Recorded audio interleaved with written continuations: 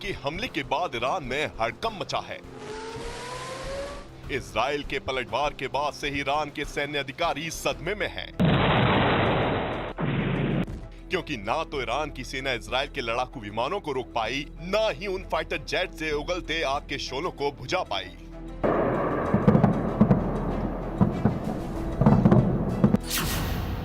Iran पर हमले का पुख्ता प्लान। ईरान में 3 घंटे बारूदी बारिश।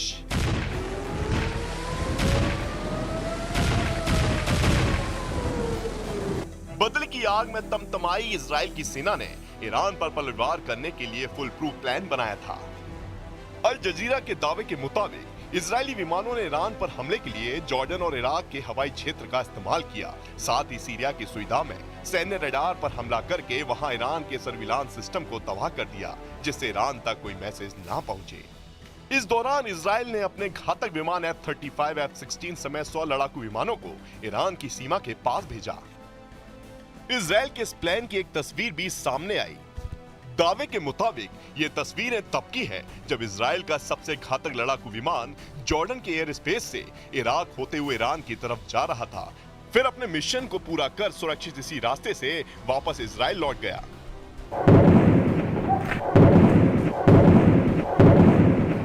ऐसे में इजराइल के लड़ाकू विमानों को इराक रोक पाने में नाकाम रहा। चूंकि जंग में जॉर्डन इजराइल के साथ है, इसलिए ईरान की प्लानिंग इराक में उन लड़ाकू विमानों को रोकने की थी। लेकिन दावे के मुताबिक इजराइल के फाइटर जेट जॉर्डन और इराक के एयर स्पेस में बहुत कम ऊंचाई में उड़ रहे थे, इसलिए ईरान के रडार में आने से बच गए।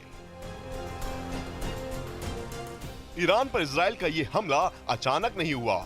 खामेनेई की सेना को इस जंग की सूचना पहले ही दी जा चुकी थी। स्काई न्यूज अरेबिया के सूत्रों के मुताबिक रूस ने इजराइल के हमले की शुरुआत से कुछ घंटे पहले ईरान को इजराइल और अमेरिका के ऑपरेशन के बारे में खुफिया जानकारी दे दी थी, जिससे ईरान पहले ही अलर्ट हो गया था। यह भी दावा किया गया कि इजरायली विमानों ने ईरान के हवाई क्षेत्र में प्रवेश नहीं किया और बाहर से ही हमले को अंजाम दिया।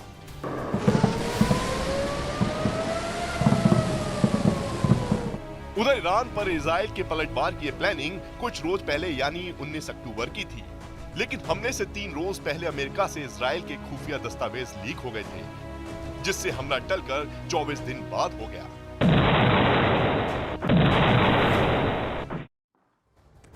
और इजराइल ने ईरान पर हमला कर दिया है और अब कतरी अल अरबी चैनल ने एक वीडियो बकायदा पोस्ट कर दिया है। दावा यह किया जा रहा है कि ये वीडियो दक्षिण तेहरान के शम्स अबस क्षेत्र का है, जहां पर इजरायली हमले की वजह से नुकसान पहुंचा है। वीडियो में दिखाई दे रहा है कि एक इमारत को कुछ नुकसान हुआ है और ये तेहरान से आया पहला वीडियो है जिसमें नुकसान दिखाई दे रहा है। हालांकि ईरान की सरकार ने किसी भी तरह की तस्वीर पोस्ट करने पर एक्शन लेने की चेतावनी जारी कर दी है, जिससे ईरान से अब तस्वीरें सामने नहीं आ पा रही हैं।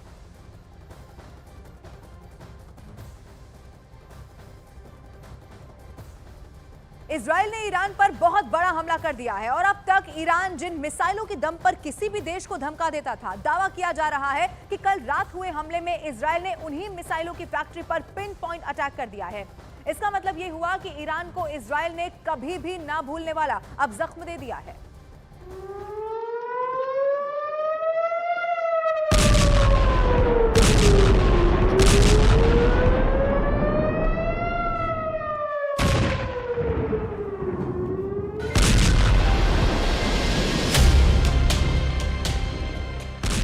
जो कहा था वो करके ही माना इजराइल।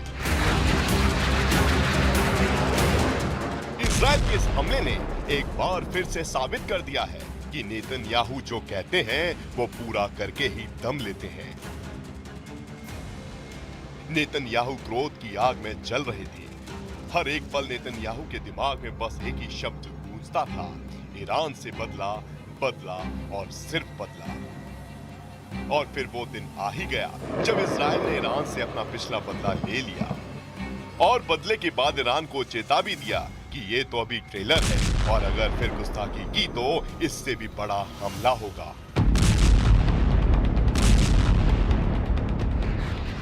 अब देखिए कि आखिर शुक्रवार को तड़के सुबह हुआ क्या था।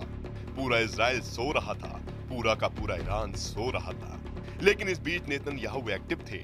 नेतन्याहू के डिफेंस मिनिस्टर एक्टिव थे। नेतन्याहू की पूरी कैबिनेट वॉर रूम में मौजूद थी। वहां से ईरान पर हमले को कमांड किया जा रहा था।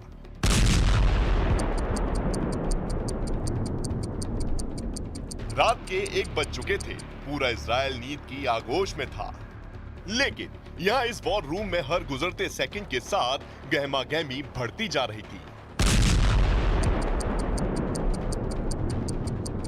घड़ी में रात के 2 बज चुके थे। हमले का वक्त करीब आ चुका था। वॉर रूम में और भी गहमागहमी बढ़ चुकी थी।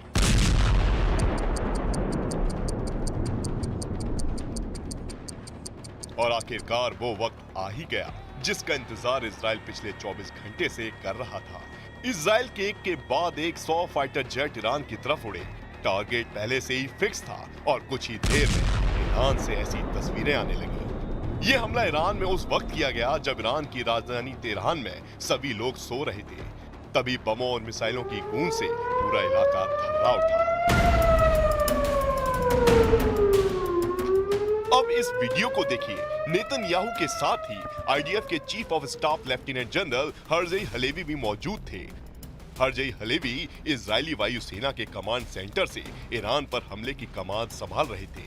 उनके साथ एयरफोर्स चीफ तोमर बार भी मौजूद थे, जो यहीं से पूरे अटैक को कमांड कर रहे थे। इजराइल के समय के मुताबिक आईडीएफ का ये हमला 2:15 पर शुरू हुआ। हमले 5 बजे तक जारी रहे।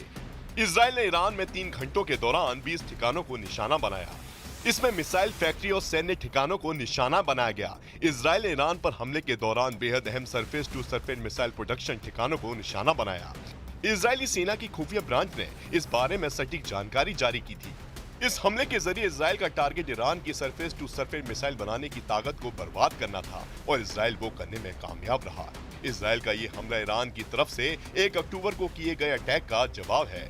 हमले के बाद इजराइल ने कहा कि हमारे देश की रक्षा के लिए जो भी जरूरी होगा वो हम करेंगे। हमले के बाद इजराइल, ईरान और इराक ने अपने एयर स्पेस बंद कर दिए हैं। The state of Israel has the right and the duty to respond. Our defensive and offensive capabilities are fully mobilized. We will do whatever necessary to defend the state of Israel and the people of Israel. Iran और middle east में मौजूद उसकी militia 7 अक्टूबर 2023 से 7 मोर्चों पर Israel को घेरे हुए हैं, लेकिन इजराइल हर मोर्चे पर एक्टिव है और अपने दुश्मनों को जवाब दे रहा है। ईरान से आए इस वीडियो को देखिए। ईरान की मीडिया रिपोर्ट के मुताबिक इजराइल का ये हमला तेहरान के इमाम खुमैनी इंटरनेशनल एयरपोर्ट के पास हुआ। एयर स्ट्राइक के बाद अमेरिका ने इजराइल का समर्थन किया है और कहा कि ये ईरान के हमले का जवाब है और अगर ईरान इजराइल पर हमला करता है तो वो इजराइल के साथ खड़ा होगा। इजराइल के इस हमले की सबसे खास बात ये है कि जैसे ही अमेरिकी विदेश मंत्री का मिडिल ईस्ट दौरा खत्म हुआ और वो वॉशिंगटन पहुंचे, इजराइल ने उसी समय को ईरान पर हमले के लिए चुना।